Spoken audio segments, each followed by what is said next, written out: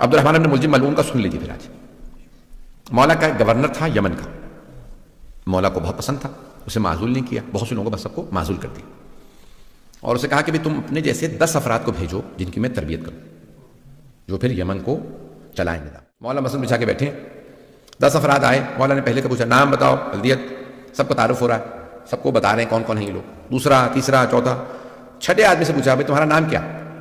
اس نے کہا عبد الرحمن. عربی میں اس نے جواب دیا انا عبد الرحمن, میں عبد الرحمن.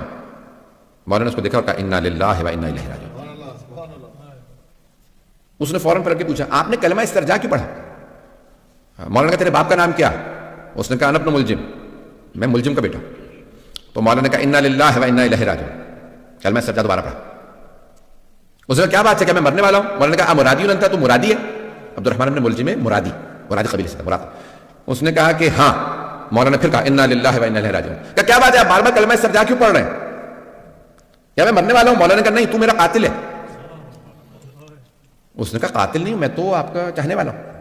مولانا نے کہا نہیں, تو میرا قاتل ہے. میں تجھے ابھی سے وارننگ دے رہا ہوں, تجھے تحدید کر رہا ہوں, تو جہنم میں جائے گا اپنے اس گناہ کی وجہ سے, اور وہ لعنت ہوگی تو جہنم کے اس گڑھے کے اندر جائے گا کہ جہاں کوئی نہیں ہوگا. اس نے کہا نہیں کیسے ہو سکتا ہے, میں آپ کو مار دوں. مولانا نے کہا میں تجھے بتا رہا ہوں, تو قاتل ہے میرا.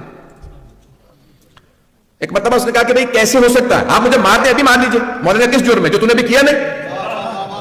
اسلام میں جرم سے پہلے سزا نہیں ہے, جرم کے بعد سزا ملتی ہے. تو نے بھی جرم نہیں کیا, لیکن میں تجھے ابھی سے وارننگ دے رہا ہوں.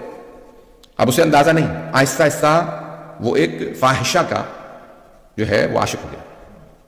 اب ممبر کے قابل نہیں کہ میں بیان کر سکوں. اس کا نام قطام تھا, ہمارے یہاں بھی کہا جاتا ہے نا, گالی دینی ہوتی ہے تو قطامہ کہتے ہیں, یہ اس کا نام تھا.